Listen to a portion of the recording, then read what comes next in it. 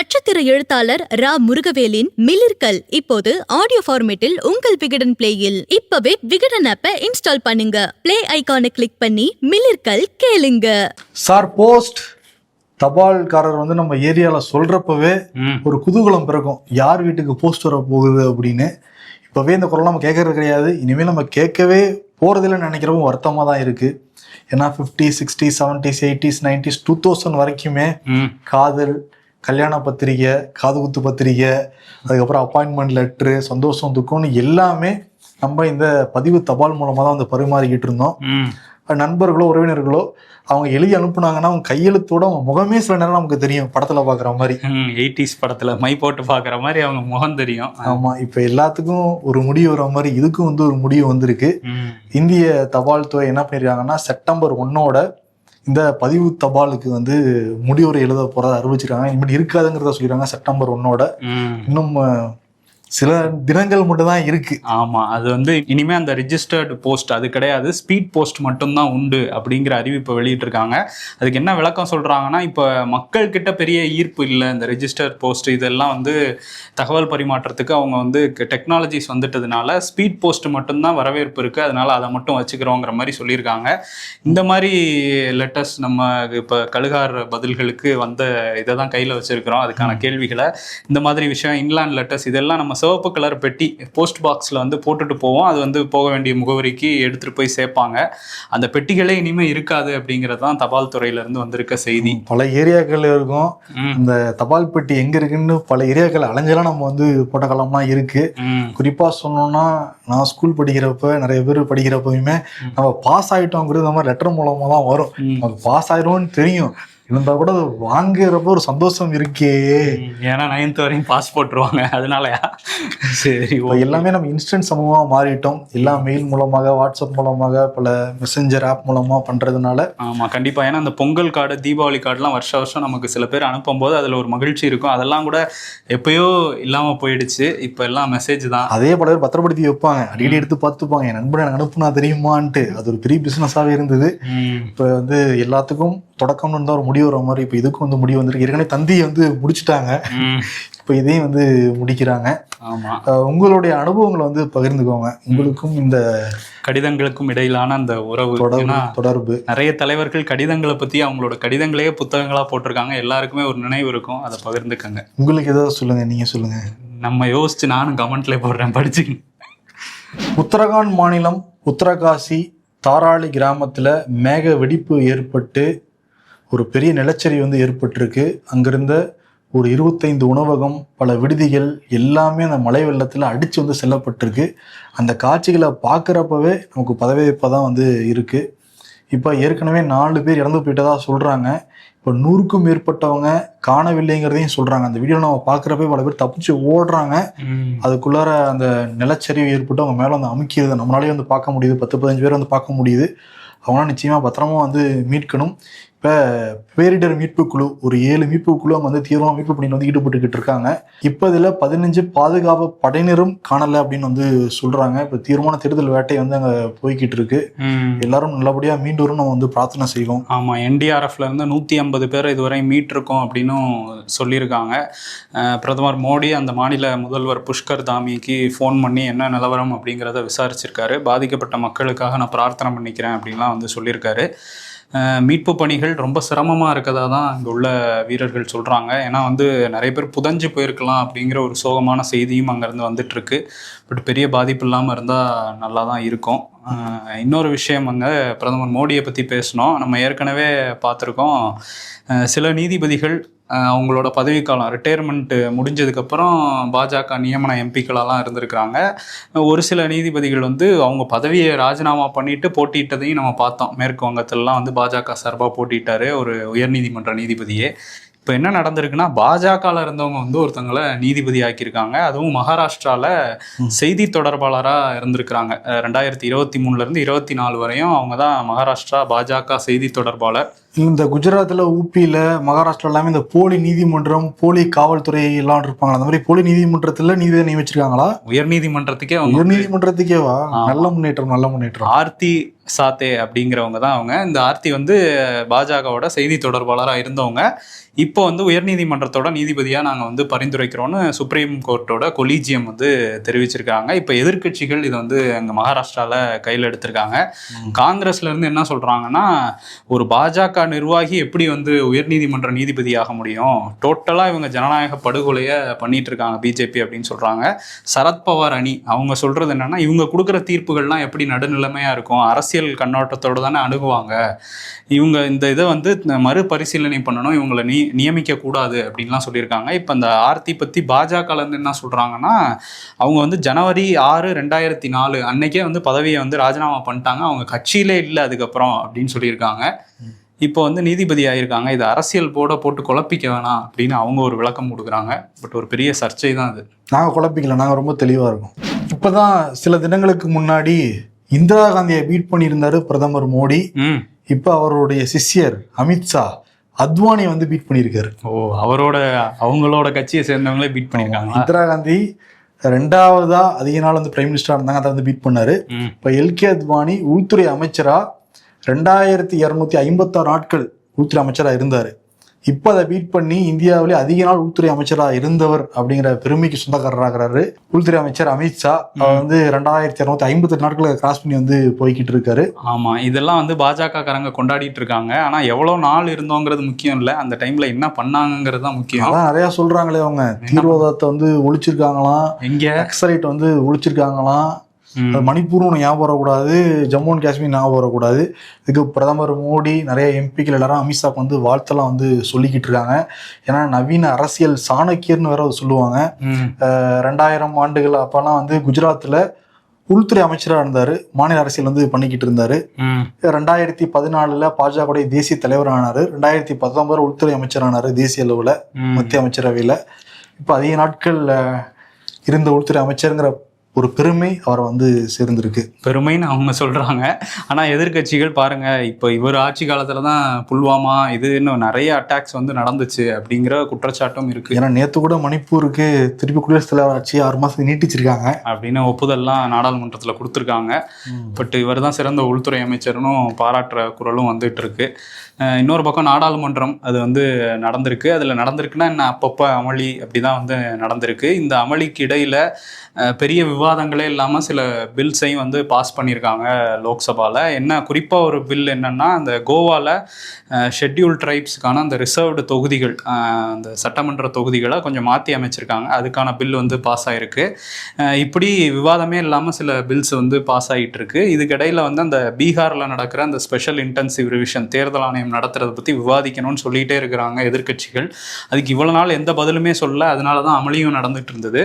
இன்னைக்கு கிரண் ரிஜிஜு வந்து என்ன சொல்லியிருக்காரு அப்படின்னா, அது வந்து சுப்ரீம் கோர்ட்டில் இருக்கிற ஒரு விஷயம், அந்த வழக்கு வந்து நிலுவையில் இருக்குது அப்படிங்கும்போது அதை எப்படி நம்ம பாராளுமன்றத்தில் விவாதிக்க முடியும், அதனால பண்ண முடியாது அப்படிங்கிற மாதிரியே சொல்லிட்டாரு. நாங்கள் சட்டத்தை மதிக்கிறோங்க ஐயா, அது எப்படியா சட்டத்தை நாங்கள் எப்படி மீற முடியும், சட்டத்தையே வேணா மாற்றுவோம் நாங்கள் எங்களுக்கு தகுந்த மாதிரி. அதை தான் பண்ணிக்கிட்டு இருக்காங்க விவாதமே இல்லாமல் அங்கே நாடாளுமன்றத்தில். இப்போ பீகாரை பற்றி பேசிக்கிட்டு இருக்கப்ப பீகாரில் மகாவீர் நரசிம்மன் ஒரு படம் வந்து ரிலீஸ் ஆயிருக்கு. அதுல மக்கள் எல்லாம் போயிருக்காங்க ஆர்வமா. பொம்மை படமா தியேட்டருக்கு வெளியிலேயே எல்லாம் செப்பல் எல்லாம் வந்து கழட்டி வச்சுட்டு உள்ள போயிருக்காங்க. ஏன்னா படம் பாக்குறப்ப கூட இந்த சாமி பாக்குறப்ப கூட காலில் செருப்பு பண்ணியக்கூடாதுன்னு நினைக்கிற ஒரு மக்களா இருக்காங்க பீகார் மக்கள். அதுவும் ஒரு தியேட்டர் ஏதோ ஒரு பூர்ணியாங்கிற அந்த ஒரு ஊர்ல மட்டும் அது நடந்திருக்கு. வினோதமா இருந்ததுனால அதை பார்க்கும்போது வித்தியாசமா எல்லாம் கழட்டி போட்டு போனாங்க. திரும்ப வந்து செருப்பு இருந்துச்சாங்கிறது தான் கேள்வி. ஏன்னா பீகாரா இருக்கிறதுனால சொல்றேன். இந்தியாவுக்கு வந்திருக்கிறாரு பிலிப்பைன்ஸ் நாட்டோட அதிபர் ஃபெர்டினாண்டோ மார்கோஸ் ஜூனியர். அவர் வந்து இன்னைக்கு பிரதமர் மோடியோட மீட்டிங்லாம் நடந்தது. 2 நாடுகளுக்கும் இடையிலான அந்த உறவை வந்து நம்ம மேம்படுத்தணும் அப்படிங்கிறதான் பேசியிருந்தாங்க. நெக்ஸ்ட் 5 இயர்ஸுக்கு என்ன பிளான் ஆஃப் ஆக்ஷன் அப்படிங்கிறதெல்லாம் பேசியிருக்காங்களாம். குறிப்பாக அந்த கடல் தொடர்புகளை 2 நாடுகளுக்கும் இடையிலே அதிகப்படுத்தணும், அந்த பாதுகாப்பு ரீதியிலான அந்த தொடர்புகளையும் நம்ம வந்து அதிகப்படுத்திக்கணும் அப்படிங்கிறத மோடி சொல்லியிருக்காராம். இன்னொரு விஷயம், டைரக்ட் ஃப்ளைட் வந்து இந்தியாவிலேருந்து பிலிப்பைன்ஸுக்கு வர மாதிரியான ஏற்பாடுகளை நம்ம பண்ணணும் அப்படிங்கிறதையும் பேசியிருக்காங்களாம். மது போதை பொருட்கள்னால தமிழ்நாட்டில் இருக்கிற பெண்களுக்கு பாதுகாப்பு இல்லை, பொதுமக்களுக்கு பாதுகாப்பு இல்லை, காவல்துறை தான் பாதுகாப்பு கொடுக்கணும்னா நம்ம பேசிக்கிட்டு இருக்கோம். ஆனால் இப்போ மது போதையினால காவல்துறைக்கே பாதுகாப்பு இல்லைங்கிற சம்பவம் நமக்கு வந்து தெரிய வந்திருக்கு.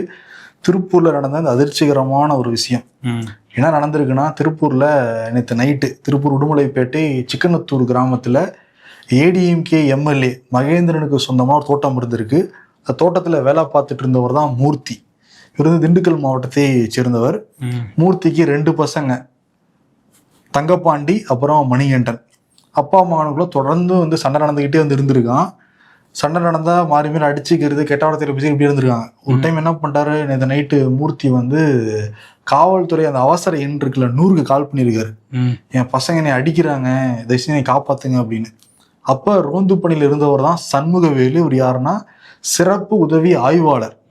அந்த தோட்டத்துல லொகேஷன்லாம் வாங்கிட்டு போறாரு. போறப்ப என் குடும்ப பிரச்சனை நீங்க வந்து தலையிடுவீங்களா அப்படின்னு சொல்லிட்டு குடி போதையில் இருந்த தங்கப்பாண்டியும் மணிகண்டனையும் அருவாள் எடுத்துட்டு சண்முகவேலுவை காவல்துறை உடையில இருந்திருக்காரு. அவர் ஓட ஓட வந்து வெட்டி வந்து கொலை பண்ணிருக்காங்க. சம்பவ இடத்துலயே சண்முகவேலு வந்து இறந்து போயிட்டாரு. உடனே அங்கிருந்த எஸ்பி டிஐஜி எல்லாம் சம்பவ இடத்துக்கு வந்து போய் விசாரணை வந்து நடத்திட்டு இருக்காங்க. அவங்க வந்து கைது பண்ணிருக்காங்க.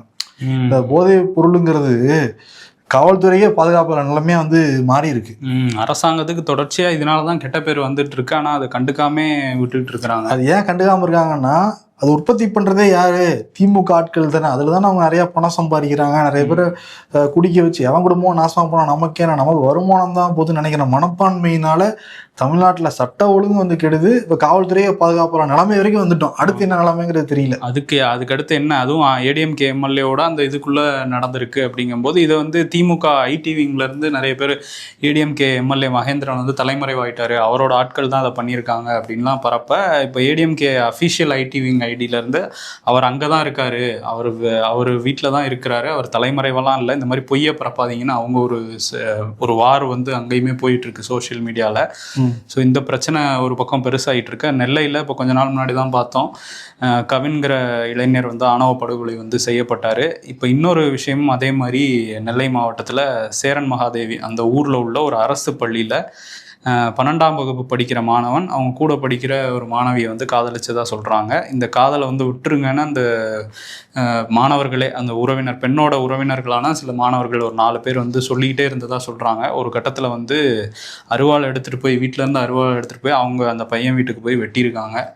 இப்போ அவருக்கு வந்து ட்ரீட்மெண்ட் கொடுத்துட்ருக்காங்க அங்கே ஹாஸ்பிட்டலில். இதில் என்ன நமக்கு பயமாக இருக்குன்னா, அடுத்த தலைமுறைக்கும் இந்த மதம்ங்கிற விஷம், ஜாதிங்கிற விஷத்தை வந்து ஊத்திட்டாங்க. அதுதான் ரொம்ப, அவங்க லைஃபும் போய் அந்த குடும்ப லைஃபும் போய் கடைசியில் நடுத்தருவதான் நிற்கும். அந்த சாரதி பெருமை பேசிக்கிட்டு இருந்தாங்கன்னா கிளம்பி போயிடுவாங்க. சொசைட்டி போவாங்களே, பல இடங்களை பார்த்து கூட திருந்த மாட்டேங்கிறாங்களே. ஆமாம், அதையே பேன் பண்ணுங்கிற ரேஞ்சில் தான் சில பேர் மைண்ட் செட்டில் இருக்கிறாங்க.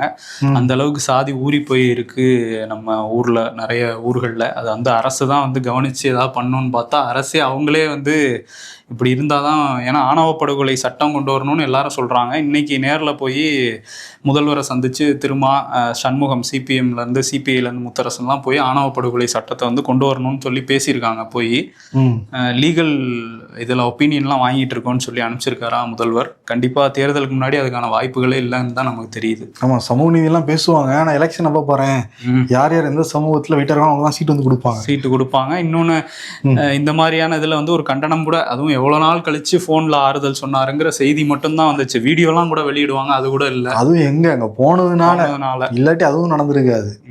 வாக்கு தான் இப்போ முக்கியம்னு நினைக்கிறாங்க. ஆகஸ்ட் 15ஆம் தேதி கொடி ஏற்றிட்டு உரையாற்ற போறாரு முதலமைச்சர் மு.க. ஸ்டாலின். அதில் வந்து அடுத்த ஆண்டு தேர்தல் வேற வர்றதுனால முக்கியமான அறிவிப்புகள்லாம் இருக்கும் அப்படின்னு சொல்றாங்க. அதுக்காக வந்து ஆகஸ்ட் 14ஆம் தேதி காலையில் 11 மணிக்கு அமைச்சரவை கூட்டத்தையும் முதலமைச்சர் வந்து கூட்டியிருக்காரு. ஸோ ஏதோ ஒரு அறிவிப்பு இருக்கு அப்படிங்கிறதான் அங்கே வந்து விசாரிக்கும் போது சொல்கிறாங்க. இதில் இன்னொரு விஷயம் என்னென்னா, சென்னையில் அந்த மாநகராட்சி தலைமையகம், அது வந்து ரிப்பன் மாளிகை, அங்கே வந்து ஒரு பரபரப்பான ஒரு சூழல் தான் இருக்குது. ஏன்னா அங்கே வெளியே வந்து தூய்மை பணியாளர்கள் ஒரு 1000க்கும் மேற்பட்டோர் வெளியே இருந்து வந்து போராட்டம் பண்ணிகிட்டு இருக்காங்க. நம்ம நிருபர் ஸ்ரீராம் வந்து நேரடியாக போய் அவங்களோட குறைகள்லாம் வந்து கேட்டு விகடன் இணையதளத்தில் பதிவு பண்ணியிருக்காரு.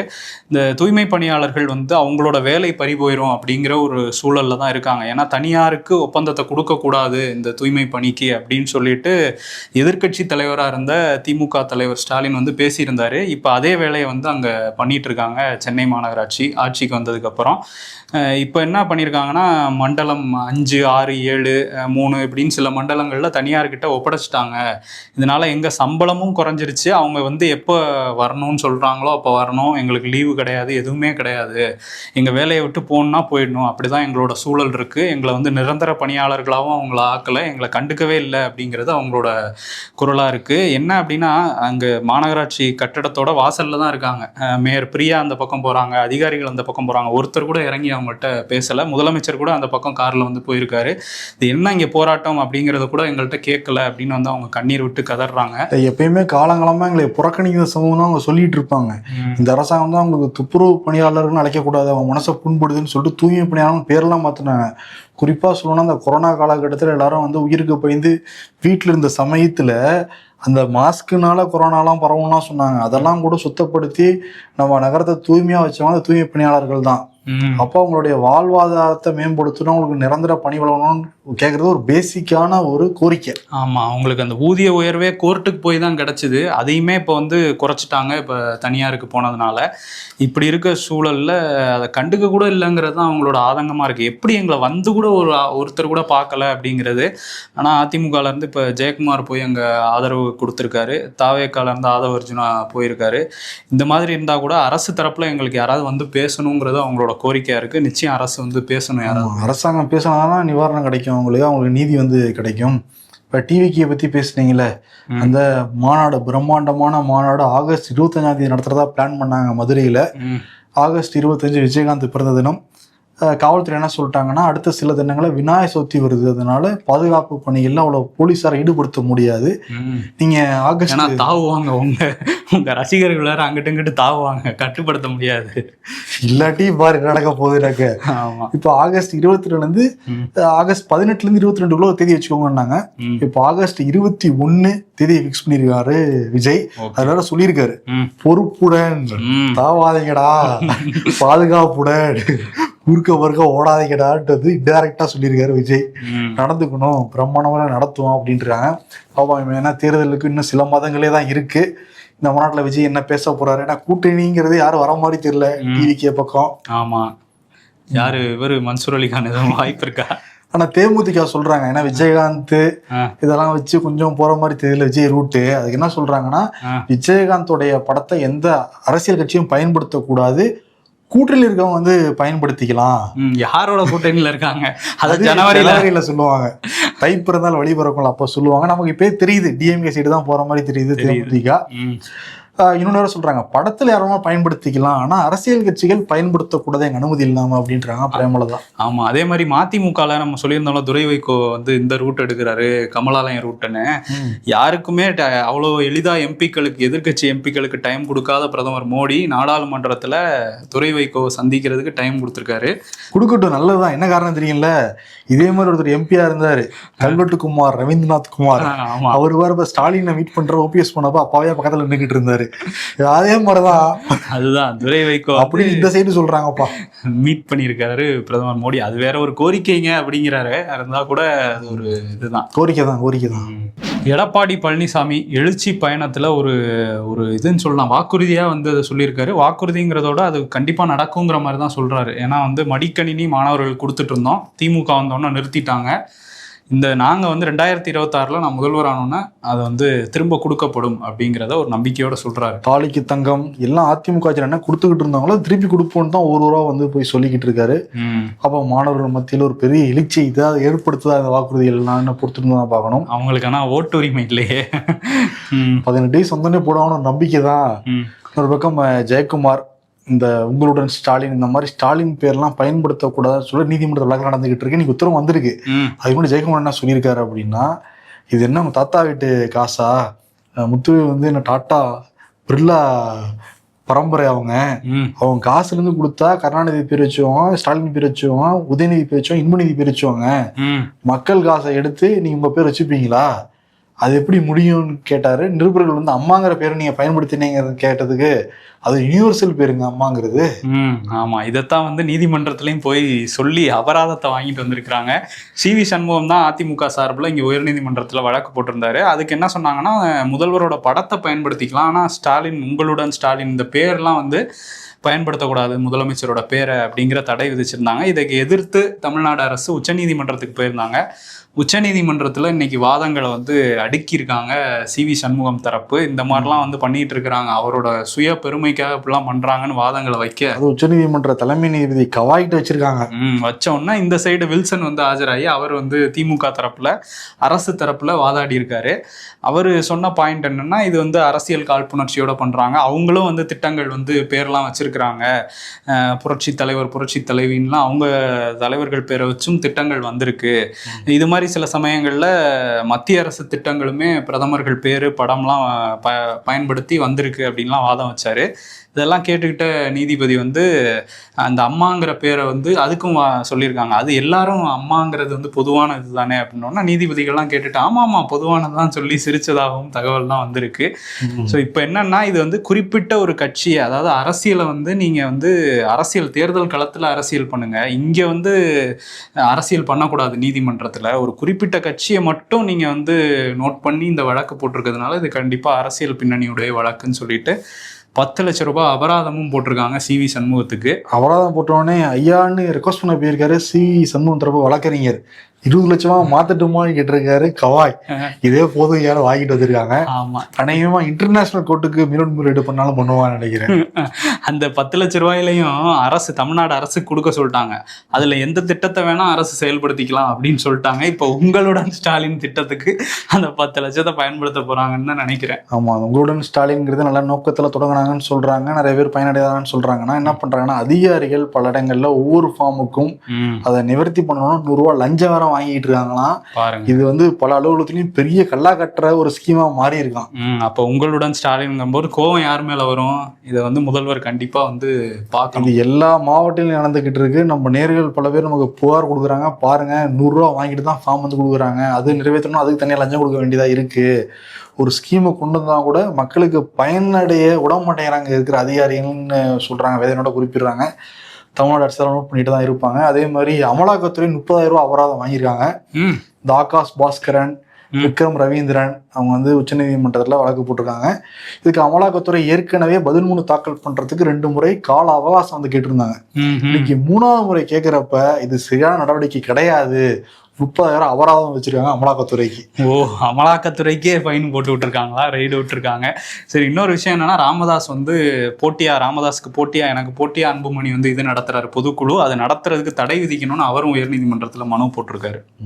திராவிட மாடலுக்கு கிடைச்ச பெரிய வெற்றின்னு சொல்லிட்டு முதலமைச்சர் ஸ்டாலின் உள்ளிட்ட திமுகவுடைய உடன்பிறப்புகள் கொண்டாடிக்கிட்டு இருக்காங்க. அது காரணம் மத்திய அரசுல இருந்து வந்த ஒரு முக்கியமான தரவு தான். மத்திய புள்ளியியல் துறை மற்றும் மத்திய திட்ட அமலாக்கம் அமைச்சகம் ஒரு தரவு வந்து வெளியிட்டிருக்காங்க.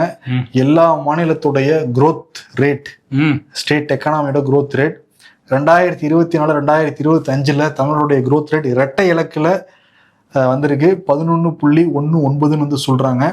14 வருஷம் கழிச்சு, கிட்டத்தட்ட 2010 2011 ஆண்டு கலைஞர் இந்த சமயத்துல ஒரு 13.12 இருந்தது. இப்ப அதே மாதிரி இரட்டை இலக்குல நம்ம வந்து போய்கிட்டு இருக்கோம்.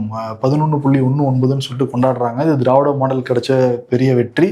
நம்ம சரியான பதில தான் போய்கிட்டு இருக்கோங்கிறத தான் தரவு வந்து காட்டுது. 2030 1 ட்ரில்லியன் எக்கானமியை உறுதியாக அச்சீவ் பண்ண முடியும்னு சொல்லிட்டு முதலமைச்சர் ஸ்டாலின் இந்த அறிக்கையெல்லாம் கொடுத்து கொண்டாடிக்கிட்டு இருக்காரு. நிதியமைச்சர் தங்கம் தென்னரசும் வந்து பேசிக்கிட்டு இருக்காரு.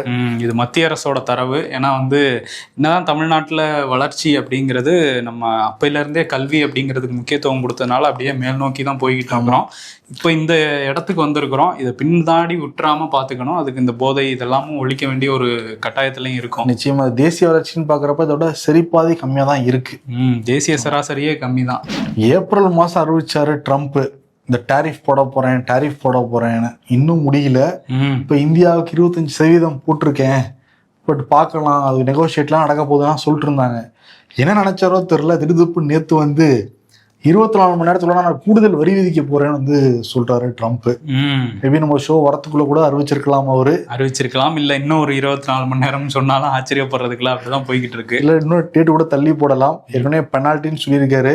அந்த பெனால்ட்டி என்னங்கிறத சொல்லல. என்ன காரணம் சொல்றாருன்னா, இங்க ரஷ்யா கூட ஆயில் வாங்குறேன் அப்படிங்கிறாரு. நம்ம மட்டும் வாங்குறோம், ஐரோப்பிய யூனியனும் தான் வந்து கேஸ் வாங்கிட்டு இருக்காங்க. அதெல்லாம் ட்ரம்ப்புக்கு எனக்கு தெரியாது. அமெரிக்காவே சில இதெல்லாம் வாங்கிட்டு இருக்கிறாங்க. யுரேனியம் வாங்கிட்டு இருக்கான் அமெரிக்கா. அதை பத்தி அங்க இருக்கிற நிருபர்கள் ட்ரம்ப் கிட்ட கேக்குறாங்க. அது எனக்கு தெரியாது, ஐ டோன்ட் நோ, செக் பண்றேன் அப்படிங்கிறாரு. உங்களுக்கு என்னதான் டாரிஃப் போட தெரியும், நோபல் பரிசு கேட்க தெரியும், அவ்வளவுதான், கிரெடிட்ஸ் எடுத்துக்க தெரியும். ஆமா, இதுல வந்து இப்ப ட்ரம்ப்பை ஏன் எதிர்க்க மாட்டேங்கிறாரு மோடி அப்படிங்கிறதுக்கு ஒரு விஷயத்த சொல்றாரு ராகுல் காந்தி. மட்டும் எதிர்க்க மாட்டேங்கிறாரு. அது சீனாவெல்லாம் போறாராமா அடுத்த மாசம், அது வேற கதை. இப்போ வந்து என்னன்னா ட்ரம்ப்பை ஏன் எதிர்க்க மாட்டேங்கிறாரு அப்படின்னா, அதானியோட அந்த வழக்கு இருக்குல்ல, லஞ்சம் கொடுத்தாரு அங்க உள்ள அதிகாரிகளுக்குன்னு யூஎஸ்ல ஒரு வழக்கு இருக்கு. அந்த வழக்கை எடுத்துருவாங்க அப்படிங்கிற பயத்துலதான் மோடி வந்து ட்ரம்ப்பை எதிர்க்கல அப்படின்னு இருக்காரு. 56 இன்ச் வீரர் இப்போ அதெல்லாம் பிஜேபி வருத்தப்படுவாங்க. அதுல இன்னொரு விஷயமும் சொல்றாரு, இந்த ட்ரம்ப் வந்து ரஷ்யால எண்ணெயை வாங்கி இந்தியா வந்து வெளி சந்தையில விற்கிது அப்படின்னு சொல்லியிருந்தாரு. அதை விற்கிறது யாரு அப்படின்னா ஏஏ 2 ஏஸ் தான் அப்படின்னு வந்து சொல்றாரு ராகுல் காந்தி. ஸோ இப்படி போயிட்டு இருக்கு. ஓகே, அதே மாதிரி வெளிநாட்டு செய்தி பேசுறப்போ லண்டன் நகர்ல நம்ம வட மாநில நண்பர்கள் வாயிலிருந்து எச்ச துப்பி கோலம் போட்டுக்கிட்டு இருக்காங்களாம். இங்கேயும் வந்துட்டீங்களா மகாராஜா மகாபிரபுங்கிற மாதிரி. அந்த பான் மசாலாங்கிறது அங்க போய் நிறைய பேர் துப்பிக்கிட்டு இருக்காங்க. அந்த போட்டோஸ் வீடியோஸ் எல்லாம் வைரல் ஆகிக்கிட்டு இருக்கு. என்ன பண்றது, இதெல்லாம் என்னன்னா பொதுவா இந்தியர்கள்ன்றாங்க. நம்ம கொஞ்சம் சங்கடமா இருக்கு. நம்ம சகோதரர்லாம் இல்லைன்னு சொல்லல, கூட இதெல்லாம் கொஞ்சம் பாரு, அங்க போயிட்டாவது நம்ம மாத்திக்கணும் இல்லையா? இங்கேயும் மாத்திக்க தான் வேணும்.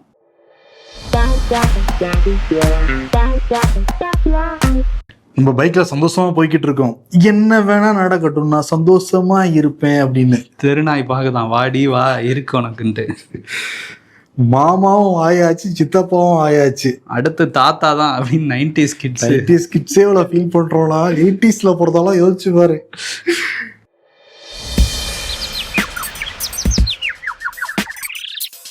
$1991 1.5 கோடியா இருந்தது. 2016 6.5 கோடியா உயர்ந்துருச்சு மாமா. ஜனத்தொகையா மாப்பிள்ள? இல்ல மாமா, சுகர் பேஷண்ட் எண்ணிக்கை. 2026 திமுக தனி பெரும்பான்மையுடன் ஆட்சி அமைக்கும், கூட்டணி அரசு என்ற பேச்சுக்கு இடமில்லை வைகோ. இவர் மதிமுகவுக்கு தலைவரா திமுக தலைவரான்னு ஒரே குழப்பமா இருக்கே. அடுத்து பிஜேபி தலைவர்னு கூட சொல்றாங்க.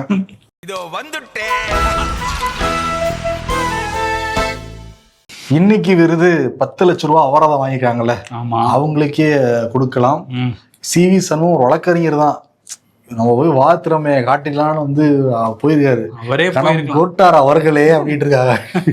கடைசியில முக்கியமான பாயிண்ட் எடுத்துட்டு போகாம போனதுனால அங்க வந்து அபராதத்தை வாங்கிட்டு வந்திருக்காங்க. ஆமா, இது வந்து எல்லா கட்சியும் நம்ம வந்து இந்த தலைவர்களுடைய பேர் வைக்கிற ஸ்கீம் இருக்குல்ல, அது வந்து பிஜேபியா இருக்கட்டும், ஏடிஎம்கேவா இருக்கட்டும், டிஎம்கேவா இருக்கட்டும், எது பாகுபாடே இல்லை.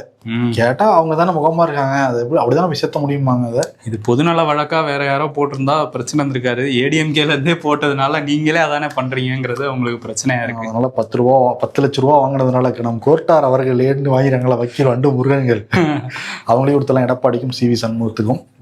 ஓகே, சிறப்பு, நன்றி. மக்களின் தலைவர், தமிழின் பெருமை, கருத்தரங்கத்தின் காவலர், முத்தமிழறிஞர் கலைஞர் அவர்களின் 7ஆம் ஆண்டு நினைவு நாளில் நன்றியுடன் நினைவு கூறுகிறார் பெரம்பலூர் நாடாளுமன்ற உறுப்பினர் KN நேரு. நட்சத்திர எழுத்தாளர் ரா முருகவேலின் மிளிர்கள் இப்போது ஆடியோ ஃபார்மேட்டில் உங்கள் விகடன் பிளேயில். இப்பவே விகடன் ஆப்பை இன்ஸ்டால் பண்ணுங்க. பிளே ஐகானை கிளிக் பண்ணி மிளிர்கள் கேளுங்க.